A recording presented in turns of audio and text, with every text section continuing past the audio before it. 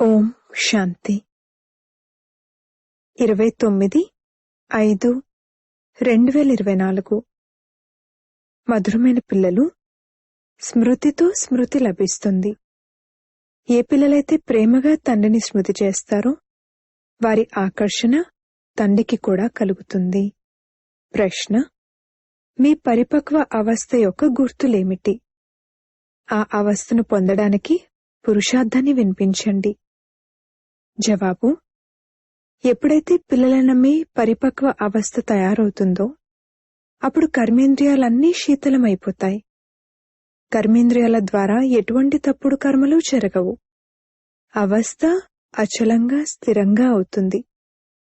ఈ సమయం యొక్క స్థిరమైన అవస్థ ద్వారానే 21 జన్మల వరకు కర్మేంద్రియాలు వశమవుతాయి. ఈ అవస్థను పొందేందుకు స్వయంపై చెకింగ్ పెట్టుకోండి. నోట్ చేసుకోవడం ద్వారా అప్రమత్తంగా ఉంటారు. యోగ బలం ద్వారానే కర్మేంద్రియాలను వశం చేసుకోవాలి. యోగమే మీ అవస్థను పరిపక్వంగా చేస్తుంది. ఓం శాంతి. ఇది స్మృతి యాత్ర. పిల్లలందరూ ఈ యాత్రలోనే ఉంటారు. కేవలం మీరు ఇక్కడ సమీపంగా ఉన్నారు. ఎవరెవరు ఎక్కడున్నా కానీ తండ్రిని స్మృతి చేసినట్లయితే వారు ఆటోమేటిక్గా తండ్రికి సమీపంగా వచ్చేస్తారు. ఏ విధంగానైతే చంద్రుని వద్ద కొన్ని సితార్లు చాలా సమీపంగా ఉంటాయి, కొన్ని ఎంతగానో మెరుస్తూ ఉంటాయి. కొన్ని సమీపంగా, కొన్ని దూరంగా కూడా ఉంటాయి. ఫలానా సితారా ఎంతగానో మెరుస్తుందని, ఫలానా సితారా చాలా సమీపంగా ఉందని, ఫలానా సితారా అసలు మెరవడం లేదు అని కనిపిస్తూనే ఉంటుంది. మీ విషయంలో కూడా మీరు జ్ఞాన మరియు యోగ సితార్లు అన్న గాయనం ఉంది. పిల్లలకు జ్ఞానసూర్యుడు లభించారు. తండ్రి పిల్లల్నే స్మృతి చేస్తారు. ఎవరైతే సేవాధారి పిల్లలున్నారో వారిని స్మృతి చేస్తారు. తండ్రి సర్వశక్తివంతుడు. ఆ తండ్రినే స్మృతి చేస్తారు. అప్పుడు స్మృతితో స్మృతి లభిస్తుంది. ఎక్కడెక్కడైతే ఇటువంటి సేవాధారి పిల్లలుంటారో అక్కడ జ్ఞానసూర్యుడైన తండ్రి కూడా వారిని స్మృతి చేస్తారు. అలాగే పిల్లలు కూడా స్మృతి చేస్తారు. ఏ పిల్లలైతే స్మృతి చెయ్యరో వారిని తండ్రి కూడా స్మృతి చెయ్యరు. వారికి తండ్రి యొక్క స్మృతి కూడా చేరుకోదు. స్మృతితో స్మృతి తప్పకుండా లభిస్తుంది. పిల్లలు కూడా స్మృతి చేయాలి. పిల్లలు అడుగుతారు, బాబా మీరు మమ్మల్ని స్మృతి చేస్తారా?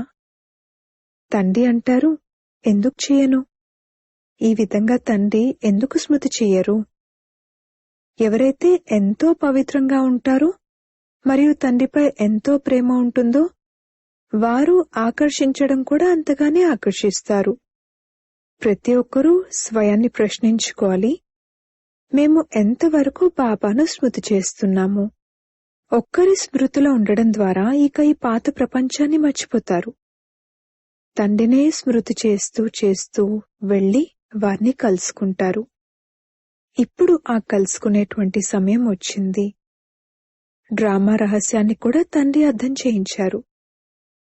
తండ్రి వస్తారు, వచ్చి పిల్లలను తమ ఆత్మిక సంతానంగా చేసుకుంటారు. పతితుల నుండి పావనులుగా ఎలా అవ్వాలి అన్నది నేర్పిస్తారు. తండ్రి అయితే ఒక్కరే, వారినే అందరూ స్మృతి చేస్తారు. కానీ స్మృతి అనేది అందరికీ నంబర్ వారుగా తమ తమ పురుషార్థానుసారంగానే లభిస్తుంది. ఎంత ఎక్కువగా స్మృతి చేస్తారో అంతగా వారు ఎదురుగా నిల్చున్నట్లే ఉంటుంది. కర్మాతీత అవస్థ కూడా ఈ విధంగా ఉండాలి. ఎంతగా స్మృతి చేస్తారో అంతగా కర్మేంద్రియాలు చంచలమవ్వకుండా ఉంటాయి. కర్మేంద్రియాలు ఎంతగానో చంచలమవుతూ ఉంటాయి కదా. దీనినే మాయ అంటారు.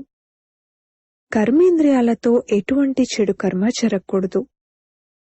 ఇక్కడ యోగ బలం ద్వారా కర్మేంద్రియాలను వశం చేసుకోవాలి. వారైతే మందులతో వశపరుచుకుంటారు. పిల్లలంటారు, బాబా ఇవెందుకు వశం అవ్వడం లేదు? తండ్రి అంటారు, మీరు ఎంతగా స్మృతి చేస్తారో అంతగా కర్మేంద్రియాలు వశమవుతాయి. దీనినే కర్మాతీత అవస్థ అని అంటారు. ఇది కేవలం స్మృతియాత్ర ద్వారానే అవుతుంది. అందుకే భారత్ యొక్క ప్రాచీన రాజయోగం మహిమ చేయబడింది. దానిని భగవంతుడే నేర్పిస్తారు. భగవంతుడు తమ పిల్లలకు నేర్పిస్తారు.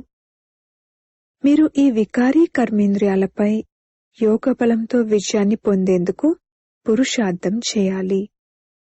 సంపూర్ణంగా చివర్లో అవుతారు. ఎప్పుడైతే పరిపక్వ అవస్థ ఏర్పడుతుందో అప్పుడిక ఏ కర్మేంద్రియాలు చంచలం అవ్వవు. ఇప్పుడు చంచలత్వం సమాప్తమైతే ఇక 21 జన్మల వరకు ఏ కర్మేంద్రియమూ మోసగించదు. 21 జన్మల కొరకు కర్మేంద్రియాలు వశమైపోతాయి. అన్నింటికన్నా ముఖ్యమైనది కామం. స్మృతి చేస్తూ చేస్తూ కర్మేంద్రియాలు వశమవుతూ ఉంటాయి. ఇప్పుడు కర్మేంద్రియాలను వశం చేసుకోవడం ద్వారా అర్ధకల్పం కొరకు బహుమతి లభిస్తుంది. వశం చేసుకోలేకపోతే ఇక పాపాలు మిగిలిపోతాయి. మీ పాపాలు యోగ బలం ద్వారా అంతమవుతూ ఉంటాయి. మీరు పవిత్రంగా అవుతూ ఉంటారు. ఇది నంబర్ 1 సబ్జెక్ట్. పతితుల నుండి పావనులుగా అయ్యేందుకే వారిని పిలుస్తారు. కావున తండ్రి వచ్చి పావనంగా తయారు చేస్తారు. తండ్రే నాలెడ్జ్ఫుల్. తండ్రి అంటారు, స్వయాన్ని ఆత్మగా భావించండి, తండ్రిని స్మృతి చేయండి. ఇది కూడా జ్ఞానమే. ఒకటేమో యోగానికి సంబంధించిన జ్ఞానం, ఇంకొకటి 84 జన్మల చక్రానికి సంబంధించిన జ్ఞానం. 2 రకాల జ్ఞానాలు ఉన్నాయి.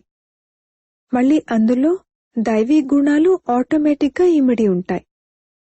పిల్లలకు తాము మనుషుల నుండి దేవతలుగా అవుతున్నారు కావున దైవీ గుణాలను కూడా తప్పకుండా ధారణ చేయాలని తెలుసు. స్వయాన్ని చెక్ చేసుకోవాలి. నోట్ చేసుకోవడం ద్వారా తమపై తాము అటెన్షన్ పెడతారు. తమను తాము చెక్ చేసుకుంటూ ఉన్నట్లయితే ఎటువంటి పొరపాట్లు జరగవు. తండ్రి స్వయం అంటారు, నన్నొక్కరినే స్మృతి చేయండి. మీరే నన్ను పిలిచారు. ఎందుకంటే బాబా పతిత పావనుడని మీకు తెలుసు. వారెప్పుడైతే వస్తారో అప్పుడే ఈ డైరెక్షన్ ఇస్తారు. ఇప్పుడు ఈ డైరెక్షన్ను ఆత్మలు అమలుపరచాలి. మీరు ఈ శరీరం ద్వారా పాత్రను అభినయిస్తారు. కావున తండ్రి కూడా తప్పకుండా ఈ శరీరంలోకి రావాల్సి ఉంటుంది. ఇవి చాలా అద్భుతమైన విషయాలు. త్రిమూర్తి చిత్రం ఎంత స్పష్టంగా ఉంది. బ్రహ్మ తపస్య చేసి ఈ విధంగా అవుతారు. మళ్ళీ 84 జన్మల తర్వాత ఇలా అవుతారు. మనమే బ్రాహ్మణుల నుండి దేవతలుగా అయ్యాము, మళ్ళీ 84 జన్మల చక్రంలో తిరిగాము అన్నది కూడా బుద్ధిలో గుర్తుండాలి. ఇప్పుడు మళ్ళీ దేవతలుగా అయ్యేందుకు వచ్చాము. ఎప్పుడైతే దేవతల వంశం సమాప్తమవుతుందో అప్పుడు భక్తి మార్గంలో కూడా ఎంతో ప్రేమగా వారిని స్మృతి చేస్తారు. ఇప్పుడు ఆ తండ్రి మీకీ పదవిని పొందేందుకు యుక్తిని తెలియజేస్తారు. స్మృతి కూడా చాలా సహజమైనది. కేవలం బంగారు పాత్ర కావాలి. ఎంతగా పురుషార్థం చేస్తారో అంతగా పాయింట్లు ఇమర్జ్ అవుతూ ఉంటాయి. జ్ఞానాన్ని కూడా బాగా వినిపిస్తూ ఉంటారు. బాబా మాలోకి ప్రవేశించి మురళి వినిపిస్తున్నట్లుగా భావిస్తారు. బాబా కూడా ఎంతగానో సహాయం చేస్తారు. ఇతరుల కళ్యాణం కూడా చేయాలి. అది కూడా డ్రామాలో రచింపబడి ఉంది. ఒక్క క్షణం ఇంకొక క్షణంతో కలవదు. సమయం గడిచిపోతూనే ఉంటుంది. ఇన్ని సంవత్సరాలు, ఇన్ని మాసాలు ఎలా గడిచిపోతాయి? ప్రారంభం నుండి మొదలుకొని సమయం గడుస్తూనే వచ్చింది. ఈ క్షణం మళ్ళీ 5000 సంవత్సరాల తర్వాత రిపీట్ అవుతుంది. ఇది కూడా మంచి రీతిలో అర్థం చేసుకోవాలి మరియు తండ్రిని స్మృతి చేయాలి. తద్వారా వికర్మలు వినాశనమవుతాయి. ఇంకే ఉపాయమూ లేదు. ఇంత సమయము ఏదైతే చేస్తూ వచ్చారో అదంతా భక్తి. భక్తి ఫలాన్ని భగవంతుడిస్తారని కూడా అంటారు. ఏ ఫలాన్ని ఇస్తారు, ఎప్పుడు మరియు ఎలా ఇస్తారు, ఇవేమీ తెలియదు. తండ్రి ఎప్పుడైతే ఫలాన్ని ఇచ్చేందుకు వస్తారో అప్పుడు ఇచ్చేవారు మరియు తీసుకునేవారు కలుస్తారు. డ్రామా పాత్ర ముందుకు నడుస్తూ ఉంటుంది. మొత్తం డ్రామాలో ఇప్పుడు ఇది అంతిమ జీవితం. కొందరు శరీరాన్ని వదిలే అవకాశం కూడా ఉంది. ఇంకేదైనా పాత్రను అభినయించవలసి ఉంటే జన్మ కూడా తీసుకోవచ్చు. ఎవరికైనా చాలా లెక్కాచారాలు ఉన్నట్లయితే వారు మళ్ళీ జన్మ కూడా తీసుకోవచ్చు. ఎవరికైనా చాలా పాపాలు ఉన్నట్లయితే గడియ గడియ ఒక జన్మ తీసుకుని ఆ తర్వాత రెండవ మూడవ జన్మలు తీసుకుంటూ వదులుతూ ఉంటారు. గర్భంలోకి వెళ్తారు, దుఃఖం అనుభవిస్తారు, మళ్లీ శరీరాన్ని వదిలి ఇంకొక జన్మ తీసుకుంటారు. కాశీలోని కత్తుల బావిలో దూకడం వల్ల కూడా ఇటువంటి పరిస్థితి ఏర్పడుతుంది. శిరస్సుపై ఎన్నో పాపాలున్నాయి, యోగ బలమైతే లేదు. కాశీలోని కత్తుల బావిలో దూకడమనగా తమ శరీరాన్ని హతమార్చుకోవడం. తాను హతమార్చుకుంటున్నాను అని ఆత్మ కూడా అర్థం చేసుకుంటుంది. బాబా, మీరొచ్చినట్లయితే మేం మీపై బలిహారం అవుతామని కూడా అంటారు. భక్తి మార్గంలో బలి అవుతారు. అది భక్తి అవుతుంది. దానపుణ్యాలు, తీర్థయాత్రలు మొదలైనవేవైతే చేస్తారో అవి ఎవరితో ఇచ్చిపుచ్చుకోవడం జరుగుతుంది? పాపాత్ములతో. ఇది రావణ రాజ్యం కదా. తండ్రి అంటారు, ఇచ్చిపుచ్చుకోవడాలను చాలా జాగ్రత్తగా చేయండి. ఎక్కడైనా ఏదైనా తప్పుడు కార్యంలో వినియోగించినట్లయితే తలపై పాపభారం పెరిగిపోతుంది. దానపుణ్యాలు కూడా చాలా జాగ్రత్తగా చేయవలసి ఉంటుంది. పేదవారికైతే భోజనం మరియు వస్త్రాలు దానమివ్వడం జరుగుతుంది. లేదా ఈ రోజుల్లో ధర్మశాలలు మొదలైనవి నిర్మించి ఇస్తూ ఉంటారు. షావుకార్ల కొరకైతే పెద్ద పెద్ద మహళ్లున్నాయి. పేదవారికైతే గుడిసెలున్నాయి. వారైతే మురిక్కాలవల ఎదురుగా నివసిస్తున్నారు. ఆ చెత్తతో ఎరువు తయారవుతుంది, అది అమ్మబడుతుంది. దాంతో మళ్లీ పంటలు మొదలైనవి పండిస్తారు. సత్యుగంలోనైతే ఇటువంటి చెత్త మొదలైన వాటితో పంటలు పండవు. అక్కడైతే కొత్త మట్టి ఉంటుంది. దాని పేరే పారడైస్. పుష్యరాగం, మరకతమణి అన్న పేర్లు కూడా గాయనం చేయబడ్డాయి. రత్నాలున్నాయి కదా. ఒక్కొక్కరు ఒక్కోలా సేవ చేస్తారు. కొందరు మేం సేవ చేయలేము అని అంటారు. అందరూ బాబా రత్నాలే కాని వారిలో కూడా నంబర్ వార్ పురుషార్థానుసారంగా ఉన్నారు. వారే పూజింపబడతారు. దేవతలకు పూజ జరుగుతుంది. భక్తి మార్గంలో అనేక పూజలు జరుగుతాయి. అవన్నీ డ్రామాలో నిశ్చితమై ఉన్నాయి. వాటిని చూసి ఆనందం కలుగుతుంది. మనం పాత్రధారులము. ఈ సమయంలో మీకు జ్ఞానం లభిస్తుంది. మీరు ఎంతో సంతోషిస్తారు.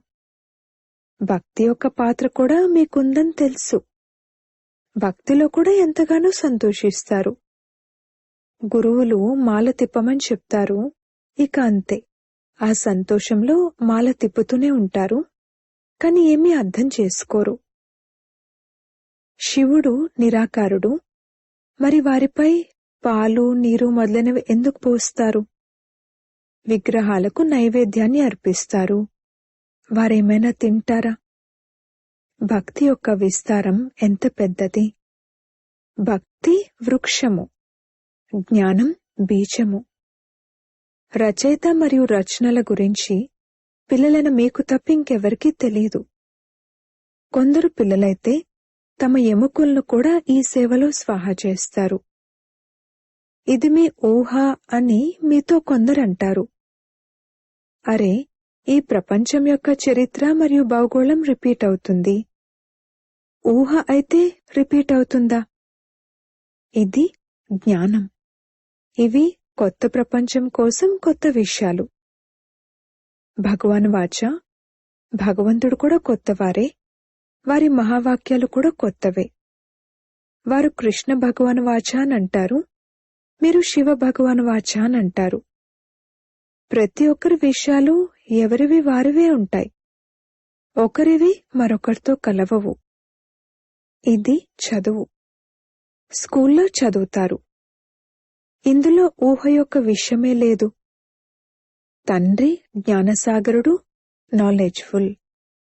ఋషులు మునులు కూడా తమకు రచయిత మరియు రచన గురించి తెలియదు అని అంటారు. ఆది సనాతన దేవీ దేవతలకే తెలియనప్పుడు వారికి ఈ జ్ఞానం ఎక్కడి నుండి లభిస్తుంది? ఎవరైతే తెలుసుకున్నారో వారు ఆ పదవిని పొందారు. మళ్ళీ ఎప్పుడైతే సంగమయుగం వస్తుందో అప్పుడు తండ్రి వచ్చి అర్థం చేయిస్తారు. కొత్తవారు ఈ విషయాల్లో తికమక పడతారు. ఇక చాలు, మీ కొద్దిమందే రైటా, మరి మిగిలిన వారంతా అసత్యమైన వారా అని అంటారు. అన్నింటికీ తల్లి తండ్రి అయిన గీతనే ఖండితం చేసేశారని మీరు అర్థం చేయిస్తారు. మిగిలినవన్నీ రచనే. వాటి ద్వారా వారసత్వం లభించదు. వేదశాస్త్రాల్లో రచయిత మరియు రచన యొక్క జ్ఞానం ఉండదు. మొట్టమొదట అడగండి, వేదాల ద్వారా ఏ ధర్మస్థాపన జరిగింది? ధర్మాలైతే 4 ఉన్నాయి. ప్రతి ఒక్క ధర్మానికి ధర్మశాస్త్రం ఒకటే ఉంటుంది. తండ్రి బ్రాహ్మణ కులాన్ని స్థాపన చేస్తారు. బ్రాహ్మణులే మళ్లీ సూర్యవంశీ చంద్రవంశీ కులంలో తమ పదవిని పొందుతారు. తండ్రి వచ్చి ఈ రథం ద్వారా మీకు సమ్ముఖంగా అర్థం చేయిస్తారు. రథమైతే తప్పకుండా కావాలి. ఆత్మైతే నిరాకారి, దానికి సాకార శరీరం లభిస్తుంది. ఆత్మేమిటి అనేదే వారికి తెలియనప్పుడు ఇక తండ్రిని ఎలా తెలుసుకోగలరు? రైట్ విషయాలనైతే తండ్రి వినిపిస్తారు. మిగిలినవన్నీ అధర్మయుక్తమైనవి. వాటి వల్ల లాభమేమీ లేదు. ఎవరి మాలను స్మరిస్తారు? ఏమీ తెలియదు. అసలు తండ్రి గురించే తెలియదు. తండ్రి స్వయంగా వచ్చి వారి పరిచయాన్ని ఇస్తారు. జ్ఞానం ద్వారానే సద్గతి లభిస్తుంది.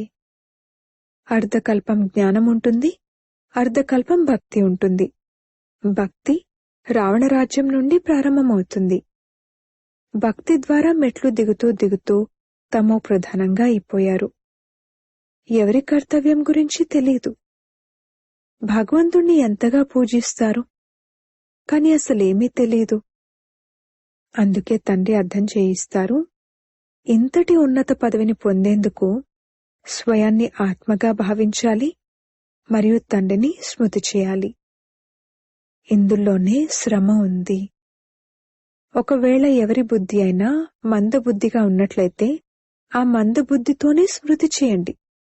కాని స్మృతి ఒక్కరినే చేయవలసి ఉంటుంది. బాబా, మీరొచ్చినట్లయితే మీతోనే బుద్ధియోగాన్ని జోడిస్తాము అని కూడా గానం చేస్తారు. ఇప్పుడు తండ్రి కూడా వచ్చారు. మీరందరూ ఎవరిని కలుసుకునేందుకు వచ్చారు? ప్రాణదానాన్నిచ్చేవారిని కలుసుకునేందుకు వచ్చారు. వారు ఆత్మను అమరలోకంలోకి తీసుకువెళ్తారు. మృత్యుపై విజయాన్ని ప్రాప్తింపజేయిస్తాను, మిమ్మల్ని అమరలోకంలోకి తీసుకువెళ్తాను అని తండ్రి అర్థం చేయించారు. అమరకథను పార్వతికి వినిపించినట్లుగా చూపిస్తారు కదా. ఇప్పుడు అమరనాథుడైతే ఒక్కరే. హిమాలయ పర్వతాలపై కూర్చుని కథ ఏమైనా వినిపిస్తారా? భక్తి మార్గం యొక్క ప్రతి విషయము ఆశ్చర్యమనిపిస్తుంది. అచ్చా, మధురాతి మధురమైన సిక్కిలదే పిల్లలకు మాతాపిత బాప్దాదాల ప్రియ స్మృతులు మరియు గుడ్ మార్నింగ్. ఆత్మిక పిల్లలకు ఆత్మిక తండ్రి నమస్తే. ధారణ కొరకు ముఖ్య సారము. మొదటి పాయింట్, యోగ బలంతో కర్మేంద్రియ జీతులుగా అయి సంపూర్ణ పవిత్రంగా అవ్వాలి. ఈ అవస్థను పొందడానికి మిమ్మల్ని మీరు చెక్ చేసుకుంటూ ఉండాలి. రెండవ పాయింట్, సదా బుద్ధిలో గుర్తుంచుకోవాలి, మనమే బ్రాహ్మణుల నుండి దేవతలుగా అయ్యాము, ఇప్పుడు మళ్లీ దేవతలుగా అయ్యేందుకు వచ్చాము. అందుకే చాలా జాగ్రత్తగా పాపపుణ్యాలను అర్థం చేసుకుని ఇచ్చిపుచ్చుకోడాలు చేయాలి. వరదానము: సర్వసత్తాలను సహయోగిగా చేసుకుని ప్రత్యక్షతనే పరదాను తెరిచే సత్యమైన సేవాధారి భవ. ఎప్పుడైతే అన్ని సత్తాల వారు కలిసి శ్రేష్ఠ సత్తా, ఈశ్వర్య సత్తా, ఆధ్యాత్మిక సత్తా అంటే ఈ ఒక్క పరమాత్మ సత్తాయే అనంటారో అప్పుడే ప్రత్యక్షత యొక్క పరదా తెరుచుకుంటుంది. అందరూ ఒకే స్టేజ్ పై కలిసి ఈ విధంగా స్నేహమిలనాన్ని జరుపుకోవాలి. దీనికోసం అందరినీ స్నేహమనే సూత్రంలో బంధించి సమీపంగా తీసుకురండి, సహయోగులుగా చేయండి. ఈ స్నేహమే అయస్కాంతంగా అవుతుంది. అందరూ ఒక్కసారిగా సంఘటిత రూపంలో తండ్రి యొక్క స్టేజ్ పైకి చేరుకుంటారు. కావున ఇప్పుడు అంతిమ ప్రత్యక్షత యొక్క హీరో పాత్రలో నిమిత్తంగా అయ్యే సేవను చేయండి. అప్పుడే సత్యమైన సేవాధారి అని అంటారు. స్లోగన్: సేవ ద్వారా సర్వుల ఆశీర్వాదాలను ప్రాప్తి చేసుకోవటం, ఇది ముందుకు వెళ్లేందుకు లిఫ్ట్. ఓం శాంతి.